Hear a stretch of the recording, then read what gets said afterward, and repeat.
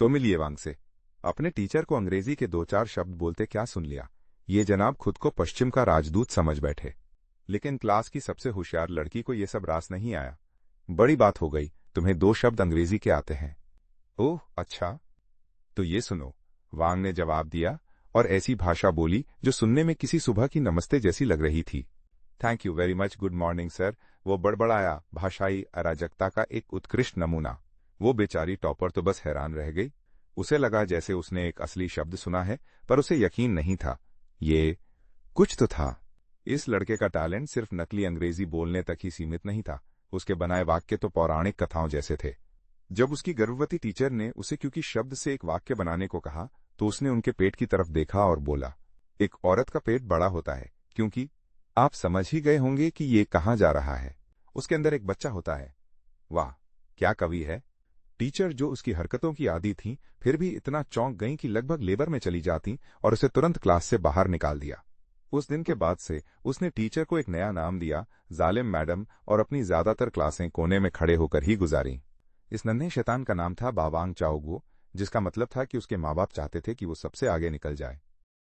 और सच कहूं तो वो सबसे आगे निकल भी गया, बस पढ़ाई को छोड़कर शरारत के हर मामले में।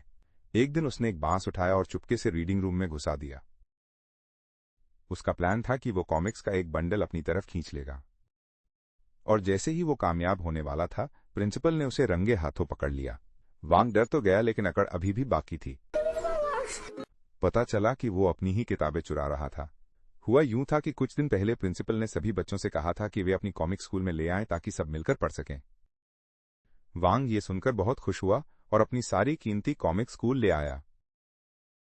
लेकिन इंस्पेक्शन खत्म होने के बाद उस रीडिंग रूम पर एक बड़ा सा ताला लग गया जो फिर कभी नहीं खुला। इसीलिए वांग अपनी किताबें वापस लेने की कोशिश कर रहा था, लेकिन प्रिंसिपल ने उसे ऑफिस में ले जाकर खूब डांटा। उस दिन से वो प्रिंसिपल से नफरत करने लगा और प्रिंसिपल भी उसे पसंद नहीं करते थे। जब उसे गणित का सवाल हल करने के लिए बोर्ड पर बुलाया गया तो बेचारे के पसीने छूट गए। उसे समझ नहीं आ रहा था कि क्या लिखे। नहीं आता तो कोने में जाकर खड़े हो जाओ, प्रिंसिपल ने उसे सजा दी और उसे क्लास की टॉपर लड़की से सीखने को कहा। तो छुट्टी के बाद वो सचमुच उसके पीछे पीछे चल पड़ा। मैं तुमसे सीख रहा हूं, वो चिल्लाता हुआ उसके पीछे पीछे लड़कियों के टॉयलेट तक पहुंच गया। दोपहर में जब सब बच्चे सो रहे होते थे, तब हमारा हीरो चादर के नीचे छिपकर चुपके चुपके खाना खाता था।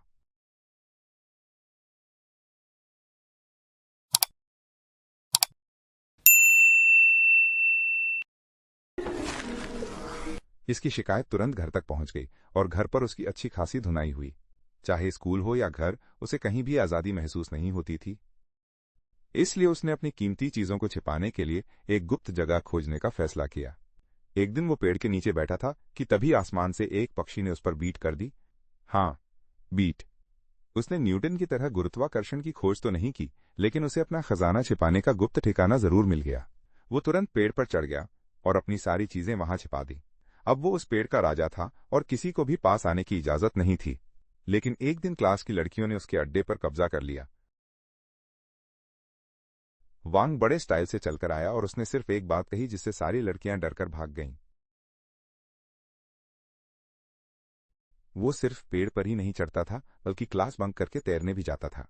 और बदकिस्मती से एक दिन प्रिंसिपल ने उसे देख लिया।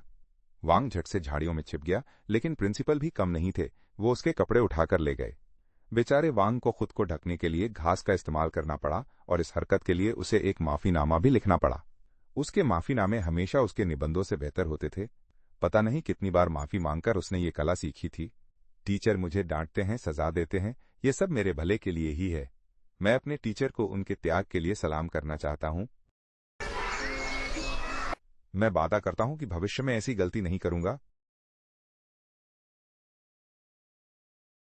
लेकिन बार बार की हरकतों की वजह से उसे फिर से सजा मिली और उसे क्लास में कचरे के डिब्बे के पास बैठना पड़ा। लेकिन उसे कोई फर्क नहीं पड़ा, वो अब भी लापरवाह था।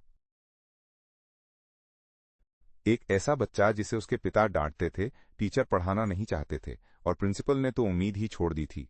उसकी जिंदगी बर्बाद होने वाली थी। लेकिन फिर एक दोपहर उसके बचपन में रोशनी की एक किरण आई। उसकी क्लास टीचर की प्रेगनेंसी की वजह से स्कूल में एक नई टीचर आई। ये नई टीचर, जिन्हें हम प्रिया मैडम कहेंगे, बहुत ही प्यारी और खूबसूरत थीं। वो हमेशा मुस्कुराती रहती थीं। क्लास में आते ही उन्होंने सबसे पहला काम ये किया कि वांग को कचरे के डिब्बे के पास से उठाकर आगे की सीट पर बिठा दिया। उन्होंने बच्चों को पढ़ने के लिए प्रोत्साहित किया और वो सारी कॉमिक्स बाहर निकाली जिन पर ताला लगा हुआ था, और इन किताबों को बांटने के लिए उन्होंने कहा, मैं एक लाइब्रेरियन चुनूंगी। और जानते हैं लाइब्रेरियन किसे बनाया गया? हमारे हीरो वांग को। भले ही वो पढ़ाई में पीछे था, लेकिन उसमें लीडरशिप की क्वालिटी थी, और सिर्फ प्रिया मैडम ही उसकी इस खूबी को देख पाईं। उस दिन के बाद क्लास के मॉनिटर को भी कॉमिक्स लेने के लिए वांग की इजाजत लेनी पड़ती थी। पहली बार किसी टीचर ने वांग को इतनी बड़ी जिम्मेदारी दी थी, और इस वजह से उसे स्कूल आना अच्छा लगने लगा था। एक दिन प्रिया मैडम ने देखा कि वांग को पानी नहीं मिल रहा, तो उन्होंने उसे अपने संतरे के जूस का डिब्बा दे दिया। वो सच में एक फरिश्ते की तरह थीं जिसने वांग के बचपन को रोशन कर दिया था। एक दिन सोते समय वांग जमीन पर गिर गया, तो प्रिया मैडम ने उसे अपने कमरे में अपने बिस्तर पर सुलाया और अपनी चप्पलें पहनने को दी। वांग इतना हैरान था, लेकिन तभी टॉयलेट में गलती से उसने टीचर की चप्पलों पर ही पेशाब कर दिया। क्लासिक वांग। प्रिया मैडम बच्चों के साथ खेलती थीं, लड़कों के साथ बॉल और लड़कियों के साथ रस्सी कूदती थीं, लेकिन प्रिंसिपल की नजरों में यह सब अनुशासनहीनता थी। खैर, जो भी हो, बच्चे प्रिया मैडम को बहुत पसंद करते थे और उन्हें छोटे छोटे तोहफे देते थे। एक दिन वांग ने देखा कि टीचर का बिस्तर हिल रहा है, तो वो घर भागा और अपने बढ़ई पिता से लकड़ी के टुकड़े लेकर आया। उसके पिता चिल्लाए, अरे बिस्तर ठीक कर रहा है या नया घर बना रहा है? लेकिन वांग ने एक नहीं सुनी। कौन सोच सकता था कि ये शैतान बच्चा दिल का इतना अच्छा होगा? उसने टीचर का बिस्तर ठीक कर दिया, और टीचर ने उसे अपने साबुन से हाथ धोने और अपने तौलिए से पोंछने दिया। वो गंदे बच्चों से कभी नफरत नहीं करती थीं। जाते समय उन्होंने उसे एक बबल गम भी दिया, और वांग पूरे दिन खुश घूमता रहा। प्रिया मैडम अब न सिर्फ उसकी पसंदीदा टीचर थीं, बल्कि उसकी सबसे अच्छी दोस्त भी बन गई थीं। वांग उन्हें अपने गुप्त अड्डे पर भी ले गया, जहां उसने अपने सबसे कीमती खजाने माइनस कंचे और गुलेल माइनस उन्हें दिखाए। वो साथ में खेतों में घूमते और पेड़ के नीचे झूला झूलते। प्रिया मैडम के आने से वांग का बचपन खुशियों से भर गया था। उसे ये तो नहीं पता था कि ये कौन सी भावनाएं हैं, लेकिन वो अपनी टीचर की दुनिया का हिस्सा बनना चाहता था। एक दिन उसने उन्हें अंग्रेजी सीखते हुए सुना। 2 शब्द सीखकर वो फिर से क्लास में अपनी अंग्रेजी झाड़ने चला गया। जल्द ही मिड टर्म एग्जाम आ गए, लेकिन इस बार नियम अलग थे। दूसरे स्कूल के टीचर निगरानी के लिए आने वाले थे। प्रिंसिपल ने सभी टीचर्स को बुलाया और कहा कि कमजोर बच्चों पर नजर रखें, खासकर वांग पर, ताकि स्कूल का नाम खराब ना हो। एक सड़ी मछली पूरे तालाब को गंदा कर देती है, प्रिंसिपल ने कहा। प्रिंसिपल ने खेल, संगीत और कला की सारी क्लासें बंद कर दी और कॉमिक्स भी वापस ले लीं। उनकी नजर में सिर्फ नंबर ही मायने रखते थे। प्रिया मैडम ने वांग से बात की और कहा कि अगर वो अच्छे नंबर लाएगा तो उसे फिर से लाइब्रेरियन बना दिया जाएगा। उस दिन के बाद वांग, जो कभी पढ़ाई से भागता था, अब दिन रात पढ़ने लगा। वो सुबह जल्दी स्कूल आता, क्लास में जोर जोर से पाठ याद करता और देर रात तक होमवर्क करता। परीक्षा से ठीक पहले प्रिंसिपल ने होशियार बच्चों को बुलाया और उन्हें परीक्षा में एक दूसरे की मदद करने का आदेश दिया। हाँ, आपने सही सुना, स्कूल की इज्जत बचाने के लिए नकल करने का आदेश। यह गलत माहौल अच्छे बच्चों पर भी बुरा असर डाल रहा था, और वांग भी पास होने के लिए अपने गुप्त अड्डे पर शरीर पर नकल लिखने लगा। लेकिन तभी प्रिया मैडम ने उसे देख लिया। वांग, तुम ये क्या कर रहे हो? वो उसे नदी किनारे ले गईं। उन्होंने सिर्फ 3 बातें कहीं। तुम परीक्षा में फेल हो सकते हो, लेकिन तुम नकल नहीं कर सकते। तुम एक बेईमान इंसान नहीं बन सकते। इतना कहकर वो चली गईं। उनके लिए नंबरों से ज्यादा वांग का एक अच्छा इंसान बनना जरूरी था। वांग ने चुपचाप अपने शरीर से सारी नकल धो डाली। परीक्षा का दिन आया और बारिश हो रही थी। प्रिंसिपल ने अपना मास्टर प्लान शुरू किया। उन्होंने दूसरे स्कूल के टीचरों को तरबूज खिलाए, जिससे उन्हें बार बार टॉयलेट जाना पड़ा, और बच्चों को नकल करने का मौका मिल गया। लेकिन जब वांग की तरफ नकल की पर्ची फेंकी गई तो उसने उसे नहीं उठाया। उसने अपनी पैंट और आस्तीन ऊपर उठाकर दिखाया कि उसने कोई नकल नहीं छिपाई है। प्रिया मैडम उसे देखकर मुस्कुराईं।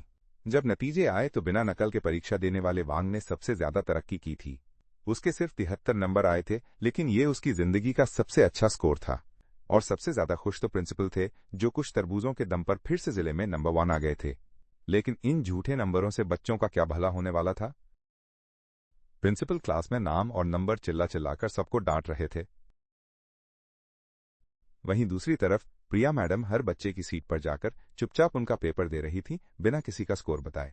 वांग ने इतनी तरक्की की, फिर भी उसे कोई सर्टिफिकेट नहीं मिला। प्रिया मैडम ने प्रिंसिपल से उसके लिए एक प्रोग्रेस अवार्ड मांगा, लेकिन उन्होंने मना कर दिया। वांग स्टेज पर खड़े टॉपरों को हसरत से देख रहा था। 问题老师也是一脸无奈。 लेकिन तभी प्रिया मैडम ने अपनी लिपस्टिक निकाली और वांग के लिए हाथ से एक सर्टिफिकेट बनाया और पूरी क्लास के सामने उसकी तस्वीर खींची। ये वांग की जिंदगी का सबसे गर्व का दिन था। पहली बार उसे कोई अवार्ड मिला था। उसने उसे खजाने की तरह सहेज कर रखा, लेकिन उसके पिता ने उस बिना मोहर वाले कागज का मजाक उड़ाया। शायद दूसरों के लिए वो एक रद्दी कागज था, लेकिन वांग के लिए वो किसी भी असली सर्टिफिकेट से ज्यादा कीमती था। लेकिन बचपन की खुशियां ज्यादा दिन नहीं टिकती। एक दिन वो टीचर के कमरे में गया तो वो वहां नहीं थीं। अचानक टीचर किसी आदमी के साथ वापस आईं और वांग घबराकर बिस्तर के नीचे छिप गया। वो आदमी प्रिया मैडम का बॉयफ्रेंड था। वांग ने देखा कि टीचर पंजों के बल खड़ी हैं। उसे लगा कि वो थक रही होंगी, तो उसने चुपके से उनके पैरों के नीचे एक लकड़ी का टुकड़ा खिसका दिया। उसे नहीं पता था कि इस आदमी के आने से टीचर का सारा ध्यान अब उसी पर चला जाएगा। अब प्रिया मैडम अपना ज्यादातर समय अपने बॉयफ्रेंड के साथ बिताने लगी। एक दिन जब वांग कॉमिक्स लेने गया तो उसने उस आदमी को टीचर के बिस्तर पर लेटे देखा। और तो और, उस आदमी ने टीचर की वो चप्पलें पहनी हुई थी जो कभी वांग को पहनने को मिली थीं। वांग का दिल टूट गया। उस आदमी ने उसके सारे विशेष अधिकार छीन लिए थे।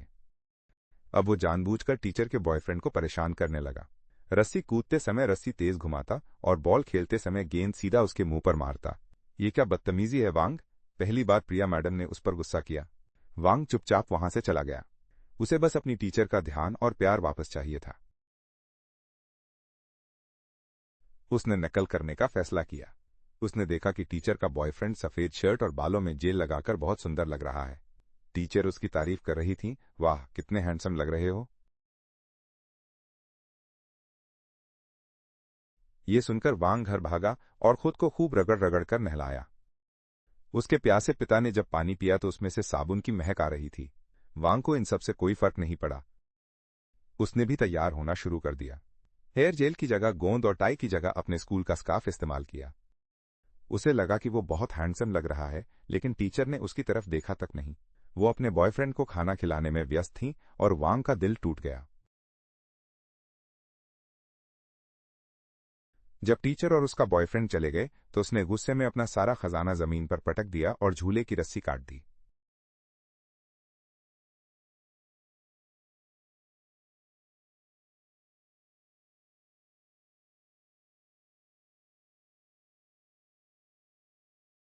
वो उस आदमी को सबक सिखाना चाहता था, लेकिन गलती से प्रिया मैडम झूले से गिर गईं और उन्हें चोट लग गई। जब वांग के पिता को पता चला तो उन्होंने गुस्से में वो पेड़ ही काट दिया। अब वांग का गुप्त ठिकाना हमेशा के लिए खत्म हो गया था। चोट लगने के बाद प्रिया मैडम कभी स्कूल नहीं आई। वांग को लगा कि अब वो उन्हें कभी नहीं देख पाएगा। उस दिन के बाद वांग पूरी तरह बदल गया। उसने शरारतें छोड़ दी और पढ़ाई पर ध्यान देने लगा। और धीरे धीरे वो आखिरी बेंच से पहली बेंच पर पहुंच गया। और फिर एक दिन उसे अपनी जिंदगी का पहला खत मिला। ये खत प्रिया मैडम का था। खत में उनकी तस्वीर थी और उन्होंने लिखा था कि वो अब ठीक हैं। उन्होंने लिखा कि वो आगे की पढ़ाई के लिए जा रही हैं और उन खूबसूरत पलों के लिए वांग को धन्यवाद कहा जो उन्होंने साथ बिताए थे। और आखिर में उन्होंने लिखा कि वो उम्मीद करती हैं कि जब वो अगली बार मिले तो वांग के पास एक असली सर्टिफिकेट हो। वांग ने खत को सहेज कर रखा और वापस अपनी पढ़ाई में लग गया। एक शाम वो उस कटे हुए पेड़ के पास गया, एक गड्ढा खोदा और अपना सारा खजाना उसमें दफना दिया, क्योंकि वो जगह हमेशा के लिए उसका गुप्त ठिकाना रहेगी। यही बड़े होने की कहानी है।